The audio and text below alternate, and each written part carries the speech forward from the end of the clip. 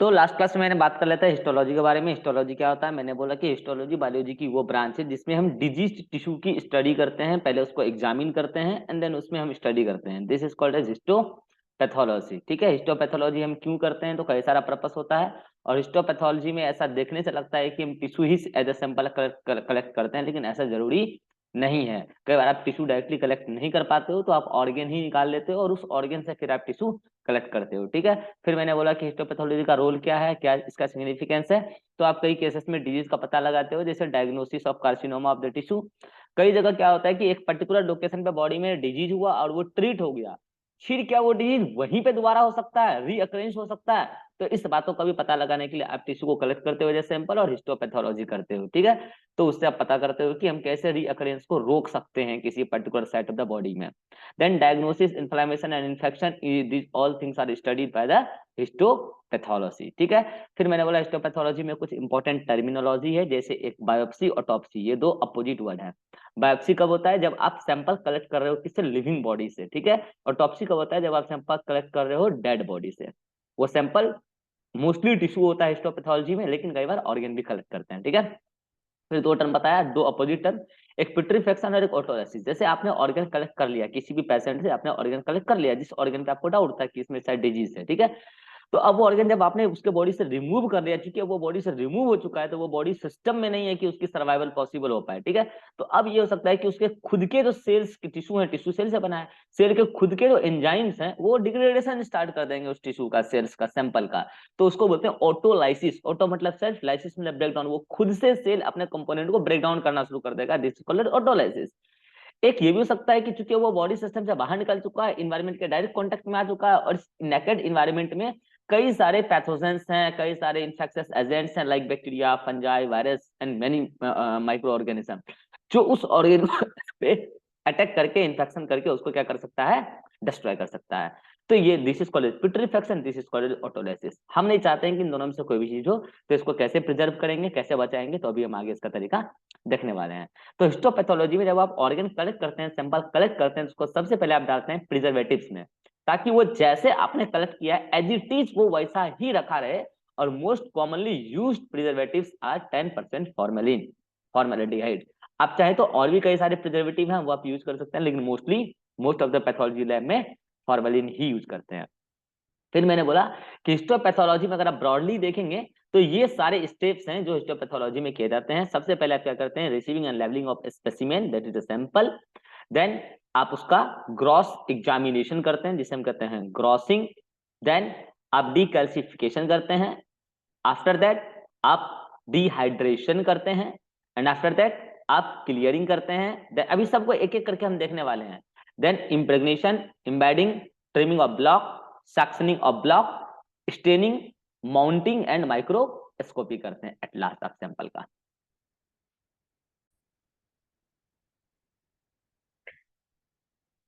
तो last class में मैंने यहां तक सब बता दिया था, receiving and labelling of specimen से लेकर डीकैल्सिफिकेशन तक। एक ब्रीफ आइडिया देता हूं। देखो, जब भी आप पेशेंट से सैंपल लाते हो तो आपको बाद में कंफ्यूजन ना हो जाए कि सैंपल किस चीज का था, कहां से सैंपल आया था। आप अगर यही नहीं पता रखेंगे स्टार्टिंग से, तो बाद में आप एनालिसिस तक पहुंच जाएंगे, माइक्रोस्कोपी तक पहुंच जाएंगे, और किस चीज का माइक्रोस्कोपी किया आपको खुद ही नहीं पता होगा। तो फर्स्ट स्टेप में आप किन किन बातों का ध्यान रखते हैं? जो सैंपल लाए पेशेंट, जिस पेशेंट से लाए, नेम ऑफ द पेशेंट। अगर आप एनिमल मॉडल पे काम कर रहे हो उस पर्टिकुलर एनिमल का नाम होगा, जैसे आप माइस पे काम कर रहे हो, स्विस एल्बिनो पे काम कर रहे हो, पेकर्स माइस पे काम कर रहे हो, तो उसका नाम लिख देना है। ठीक है, sex and age of the patient. अगर आप एनिमल मॉडल पे काम कर रहे हो तो उसका एज डे में या मंथ में ऐसे होता है, आप वो लिखोगे। सेक्स लिखोगे, मेल है फीमेल है। अब अगर पेशेंट है तो ओपीडी और आईपीडी नंबर लिखोगे। अगर एनिमल मॉडल है तो एनिमल हाउस से उसका पर्टिकुलर नंबर मिलता है, वो लिखोगे। ठीक है, टाइप ऑफ सैंपल, जैसे कि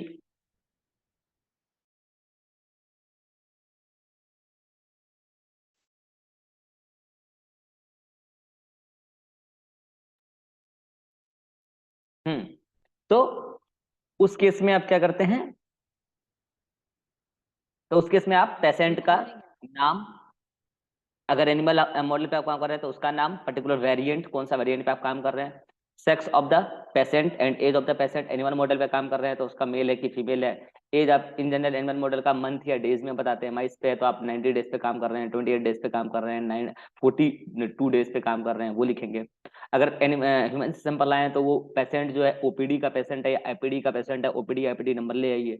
अगर आप एनिमल मॉडल पे काम कर रहे हैं तो एनिमल मॉडल जहाँ रखा गया है, चाहे वो माइस हो या रेबिट हो, तो एनिमल हाउस में उसका पर्टिकुलर नंबर अलॉटेड होता है एक्सपेरिमेंट पर्पज से, वो आप लिखेंगे, ठीक है। ताकि आपको पूरा एक ओवरऑल आइडिया तो क्रिएट हो ना कि आपका सैंपल कहाँ से आया है, तभी तो आप उसको कोरिलेट कर पाएंगे बाद में। फिर आप किस टाइप का सैंपल लिए हैं, मान लीजिए कि आप ह्यूमन पे काम कर रहे हैं तो उसका अपेंडिक्स लिए हैं, गॉल ब्लैडर लिए हैं, यूट्रस लिए हैं, क्या लिए हैं, टेस्टिस लिए हैं, ओवरी लिए हैं, ब्रेस्ट लिए हैं, क्या लिए हैं, उसका वो टाइप ऑफ सैंपल लिखना है। ऐसे एनिमल एनिमल मॉडल से भी आप सैंपल लेते हैं, पता चला कि आप एपिथेलियम टिश्यू लिए हैं, टेस्टिस लिए हैं, ओवरी लिए हैं, ब्रेन लिए, क्या लिए, वो लिखना होता है, ठीक है। लेने के बाद एक पैथोलॉजिस्ट ये चेक करेगा कि ये सैंपल जो उनको मिला है, देखो अगर ये ह्यूमन केस की बात हो रही है तो ये सारा काम एक सर्जरी करने वाले जो सर्जन होते हैं वो करके ही भेजते हैं। इवन वो 10% फॉर्मेलिन में डाल के पैक करके भेजते हैं पैथोलॉजी डिपार्टमेंट में, सर्जन डिपार्टमेंट से, सर्जरी डिपार्टमेंट से। लेकिन अगर ये काम एनिमल हाउस में हो रहा है, ये काम एनिमल मॉडल पे हो रहा है, तो जो एक्सपर्ट है, जो रिसर्चर है, वो खुद ये सारा काम खुद ही करता है अपने से, ठीक है। तो कुल मिला के आप ये चेक कर चुके हैं कि सैंपल 10% फॉर्मेलिन में आपके हाथ में पहुंच चुका है फॉर द हिस्टोलॉजी। अब क्या करेंगे, अच्छा देखिए यहां तक का सारा काम एक सर्जन कर लेगा अगर ह्यूमन सैंपल पे हो रहा है, और यहां तक का ये सारा काम जो अभी सैंपल वैम्पल कलेक्ट किए, ये एक नॉर्मल डायसेक्शन करने वाला पर्सन भी कर सकता है अगर वो रिसर्चर नहीं है तो भी, लेकिन मतलब रिसर्चर है लेकिन वो हिस्टोपैथोलॉजिस्ट नहीं है तो भी, ठीक है। लेकिन यहाँ के आगे तक का, यहाँ के आगे का काम के लिए आपको पैथोलॉजी की थोड़ी बहुत ज्ञान होनी चाहिए, आपको बॉडी सिस्टम्स का ज्ञान होना चाहिए। जैसे आपने ऑर्गन कलेक्ट कर लिया, जैसे लास्ट कल में बताया था कि ये हार्ट है, अब हार्ट का जो नॉर्मल स्ट्रक्चर है वो आपको पता है। अब इसमें अगर कहीं कोई एबनॉर्मलिटी दिख रही है, मान लो हार्ट में कहीं कोई स्वेलिंग दिख रही है, तो अगर आपको नॉर्मली पहले देखना नहीं आता हार्ट का मॉर्फोलॉजी वगैरह, शेप साइज वगैरह, तो आप कैसे कोरिलेट करेंगे कि इसमें गड़बड़ी कहाँ है। तो उस गड़बड़ी को कोरिलेट करके आप एक्सटर्नली ये पता लगाते हैं कि कहाँ पे गड़बड़ी है, this is called as grossing. और जो एरिया में गड़बड़ी है फिर उसको आप क्या करते हैं, कट करके, कैसेट्स होता है, डब्बे टाइप का होता है, जैसे मान लीजिए कि ये है, ऐसे ही एक ऊपर से और होता है, डब्बा टाइप का होता है, उसमें क्या करते हैं आप उस ऑर्गन को कलेक्ट करते हैं। ऑर्गन ही बेसिकली वो टिश्यू सैंपल है, ठीक है, उसमें आप उसको कलेक्ट करके फिर उसको कोल्ड एरिया में, मतलब कि फ्रीज में या आइस में रख देते हैं फॉर फर्दर स्टेप्स, ठीक है। तो ग्रॉसिंग में आप कुछ नहीं करते हैं, नंबर ऑफ पीसेस, कितने पीसेस लेने हैं, ठीक है, size in centimetre, appearance, colour, ये सब चेक करते हैं बस बाहर से, अंदर से कुछ नहीं, बाहर से। देन कई बार ऐसा होता है कि सैंपल आप ले लेते हैं calcified sample like bone and teeth, ऐसा कुछ जिसमें बहुत सारा कैल्शियम डिपोजिटेड होता है। अगर ऐसा सैंपल आप लेके आगे बढ़ेंगे तो आगे के स्टेप में माइक्रोटोमी आने वाला है, और माइक्रोटोमी का जो ब्लेड होता है बहुत ही नाजुक ब्लेड होता है, तो वो हार्ड चीजों को कट नहीं कर पाएगा, इतने हार्ड चीजों को। तो उस केस में आप क्या करते हैं, अभी ही इसी इनिशियल स्टेप में क्या करते हैं, डीकैल्सिफिकेशन कर देते हैं। और डीकैल्सिफिकेशन करने का 3 तरीका आपके पास होता है, एक होता है एसिड डीकैल्सिफिकेशन जो कैल्शियम सॉल्ट को गला देता है, एक होता है चिलेटिंग एजेंट्स जो कैल्शियम सॉल्ट में से कैल्शियम को चिलेट कर लेता है, कलेक्ट कर लेता है, तो कैल्शियम सॉल्ट अपने आप क्या हो जाती है, ब्रेक हो जाती है और वो हार्डनेस छोड़ देती है। एक होता है सरफेस डीकैल्सिफिकेशन, आप क्या करते हैं, सरफेस से कैल्शियम वाले पार्ट्स को रिमूव करते हैं, ठीक है। लेकिन most commonly used decalcification way है वो है एसिड डीकैल्सिफिकेशन, जिसमें आप मोस्टली नाइट्रिक एसिड और HCl क्या करते हैं, यूज करते हैं to dissolve the calcium salts. तो इस तरीके से क्या हो जाता है, कैल्सीफाइड सैंपल आपका डीकैल्सीफाइड हो जाता है। अब यहां से शुरू हो रहा है टिश्यू प्रोसेसिंग। अभी हिस्टोपैथोलॉजी में आप 3 स्टेप देखिए, अब जो स्टार्ट हो रहा है बहुत इंटरेस्टिंग हो रहा है लेकिन क्वाइट कंफ्यूजिंग। आपको हो सकता है स्टेप्स में ऊपर नीचे थोड़ा कंफ्यूजन होने लगेगा, तो इस बात को ध्यान से सुनिएगा कि मैं क्या बोलते जा रहा हूं। देखिए अभी तक आपके हाथ में सैंपल आ चुका है, जो सैंपल 10% फॉर्मेलिन में रखा हुआ है। 10% फॉर्मेलिन में इस सैंपल को रखना ही अपने आप में एक प्रोसेस है, that is called fixation. Fixation word को पकड़िए, क्या लिखा है, फिक्सेशन, FIX मतलब फिक्स कर दिया। फिक्सेशन, सन का मतलब था प्रोसेस, एक ऐसी प्रोसेस जिसमें आपने सैंपल को फिक्स कर दिया। तो इन जनरल बच्चे क्या सोच लेते हैं ना कि ये स्लाइड है और स्लाइड पे सैंपल को क्या कर दिया, स्लाइड पे सैंपल को क्या कर दिया, फिक्स कर दिया। बिल्कुल गलत बात है। यहाँ पे फिक्सेशन का मतलब ये नहीं है। यहाँ पे फिक्सेशन का मतलब बस इतना सा बात है कि अगर ये कोई टिश्यू है, उस टिश्यू के अंदर जो भी चीजें हैं, जिस भी स्टेज में है, जिस भी अवस्था में है, वो उसी अवस्था में रहे।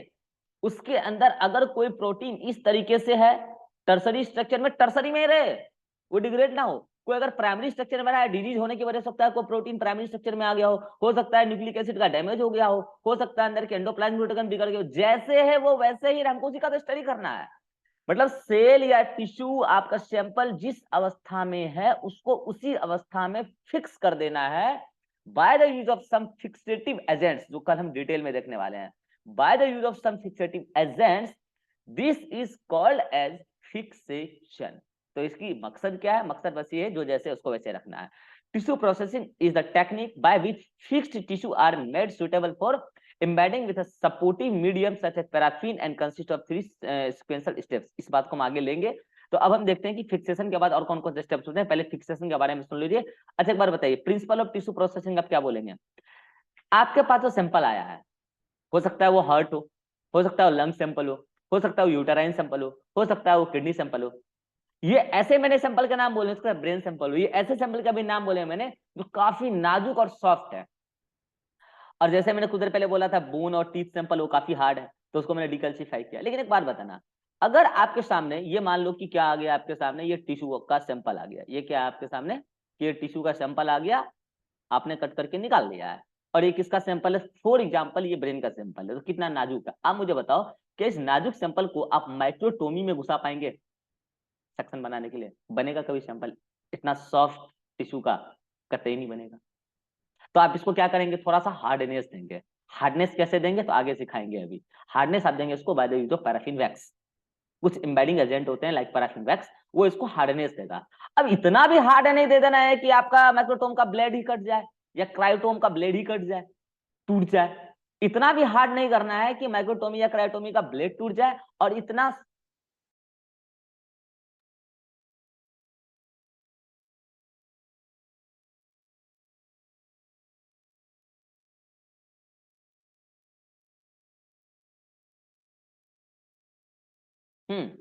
तो इस सैंपल को आप क्या कर रहे हैं, इतना भी हार्ड ना बना दें कि माइक्रोटोम या क्रायोटोम का ब्लेड ही टूट जाए, और इतना सॉफ्ट भी नहीं रहने दें कि एटलीस्ट उसमें वो उसका सक्शन ना बन पाए। तो प्रिंसिपल यही है टिश्यू प्रोसेसिंग का कि आप अपने सैंपल को थोड़ा सा हार्डनेस देते हैं, थोड़ा सा हार्डनेस देते हैं, ताकि वो एक ब्लॉक बन पाए और उसका सेक्शनिंग हमें मिल पाए। तो the aim of tissue processing is to embed the tissue in a solid medium firm enough to support tissue and enable this thin section to cut, and yet soft enough not to damage the knife or tissue and better microscopy। तो कुल मिला के आप tissue को इतना soft भी नहीं छोड़ेंगे कि वो ब्लॉक बन के कट नहीं पाए, और इतना हार्ड भी नहीं करेंगे कि वो माइक्रोटोमी का ब्लेड तोड़ दे या ब्रेक कर दे। तो ये तो क्या हो गया आपका सबसे पहला स्टेप, आपने उसको क्या किया, अभी फिक्सेशन में डाला है। ये तो मैंने प्रिंसिपल ऐसे ही बताया। अब एक एक करके हम सारे स्टेप्स को देखेंगे जो कि टिश्यू प्रोसेसिंग में आएगा। Fixation, dehydration, clearing, impregnation. तो अब हम एक एक करके सारे स्टेप्स को देखने वाले हैं। First is fixation. फिक्सेशन क्या होता है मैं पहले बता चुका हूं, तो आप आ जाइए डायरेक्ट फिक्सेशन पे। फिक्सेशन को अगर मैं देसी भाषा में सीधा बोलूं तो टिश्यू जैसा है उसे वैसे ही रहने देना है, ताकि हिस्टोपैथोलॉजी एक्यूरेट हो सके। जैसा है वैसे ही रहना। अरे भाई चेंज हो जाएगा तो हम डिजीज का स्टडी कहां कर पाएंगे?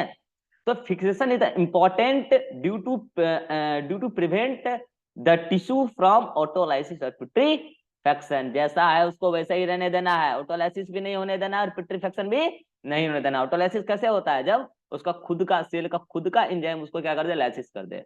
और पुट्रीफैक्शन कब होता है? जब बैक्टीरिया फंजाई यानी कि कोई इन्वायरमेंटल फैक्टर क्या कर दे, उसका रॉटिंग कर दे। तो हमको इससे बचाने के लिए स्टेप को अपनाना पड़ता है, and that step is called as fixation. Fixation में fix the tissue so they will not change their volume and shape during process. And most common used fixative agents is 10% formaldehyde या formalin, और इसके अलावा आप ethyl alcohol, picric acid और acetic acid भी ले सकते हैं।